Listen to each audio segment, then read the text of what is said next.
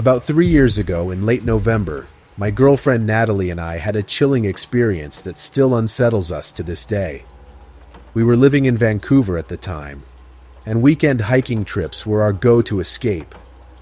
Our favorite spots were in the Garibaldi Highlands, which often meant long drives but breathtaking views. That weekend, the weather took a turn for the worse. Heavy rains and strong winds made our usual trails unsafe. Disappointed but determined, we decided to head to a lesser-known trail along the Sunshine Coast Highway. It was a place we'd hiked once before, and it seemed like the perfect spot to enjoy some quiet nature. The plan was to drive out the night before, park in a pullout near the trailhead, and sleep in our SUV to start early the next morning. With the cold November weather, camping wasn't an option, and we figured the parking spot would be isolated enough for a peaceful night. By the time we arrived, the sun was setting. Other than an old RV parked a bit farther down the pullout, we were alone. We made a quick dinner using our camp stove and settled into the back of the SUV. I remember watching the rain streak across the windows, the rhythmic tapping lulling me into a sense of calm. Around 8:30 p.m., we noticed movement near the RV. A man was pacing back and forth with a flashlight. His movements were erratic, and he kept glancing toward the forest. It was strange, but we chalked it up to him being restless or checking something. By 9 p.m., the RV was gone.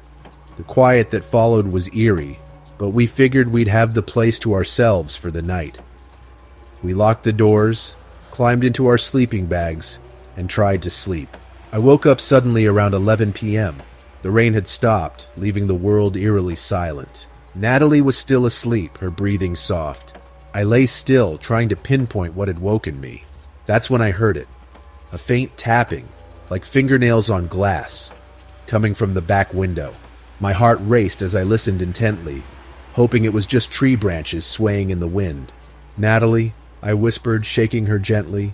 She groggily sat up. "Did you hear that?" She tilted her head, and then we both heard it again. Tap, tap, tap. Her eyes widened as she grabbed my arm.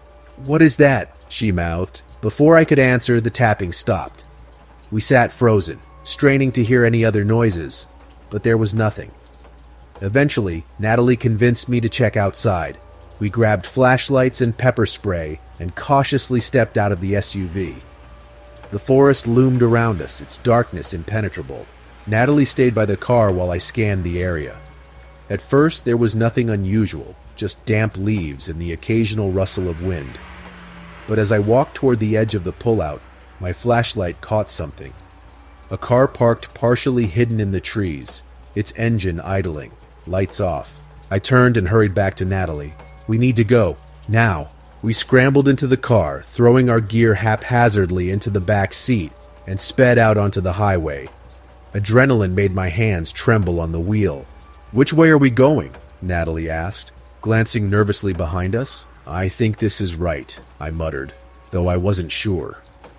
The highway stretched ahead, flanked by dense forest on one side and steep cliffs on the other. A glance in the rearview mirror made my stomach drop. The car was following us, headlights now glaring. "They're speeding up," Natalie whispered, her voice tight. I pushed the gas pedal to the floor, but the road's twists and turns made it impossible to go fast. The other car was closing the gap.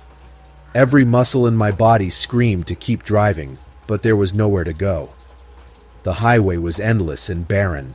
Then I spotted it, a dirt road branching off the main highway, barely visible in the darkness. Without hesitation, I swerved hard to the left, gravel crunching under the tires as we barreled down the narrow path. The headlights behind us disappeared, continuing straight down the highway. We didn't stop.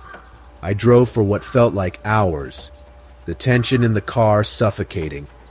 Eventually, we reached a small town and pulled into a well-lit gas station, where we finally let ourselves breathe. The car never reappeared, but the unease lingered. To this day, I can't explain who was following us or why. All I know is that we escaped something that felt profoundly wrong. Before the next story, if you're new to the channel, make sure to subscribe so that you don't miss any of these terrifying stories. My sister Lily is 2 years younger than me, and she's been my camping buddy for as long as I can remember. We've spent endless hours in the wilderness together, building shelters, climbing trees, and exploring forgotten trails. Over the years, we've taken road trips across the U.S., hiking through remote valleys and camping in the heart of sprawling forests. In 2019, we planned a trip to a place I'd camped a few times before but was new to Lily.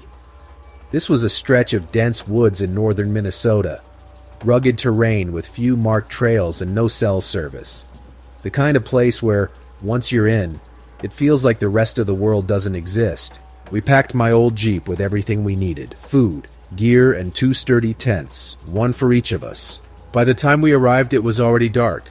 The drive had taken longer than expected, with the rough, narrow road forcing us to crawl along for miles. We finally set up camp in a small clearing surrounded by thick trees, cooked a quick dinner, and turned in for the night. The next day was uneventful in the best way. We spent hours exploring, noting game trails and potential landmarks. The air was crisp, the forest alive with the quiet hum of nature.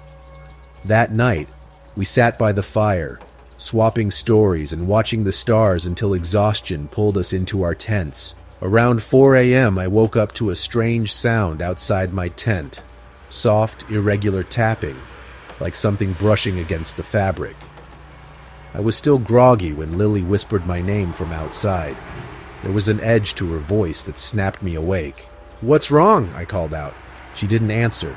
Instead, she unzipped my tent and ducked inside, her eyes wide and her face pale. "Shh," she whispered, gripping my arm tightly. "Just listen." I strained to hear over the pounding of my own heart. For a moment, there was nothing but the faint rustle of leaves in the wind. Then it came, a sound unlike anything I'd ever heard. It started as faint laughter, high-pitched and echoing, as if it were being carried on the wind from far away. But as it continued, it grew louder, more distorted, shifting between a woman's giggles and deep guttural noises that seemed to resonate in my chest. Lily and I sat frozen in the cramped tent, our breath shallow as the sounds ebbed and flowed.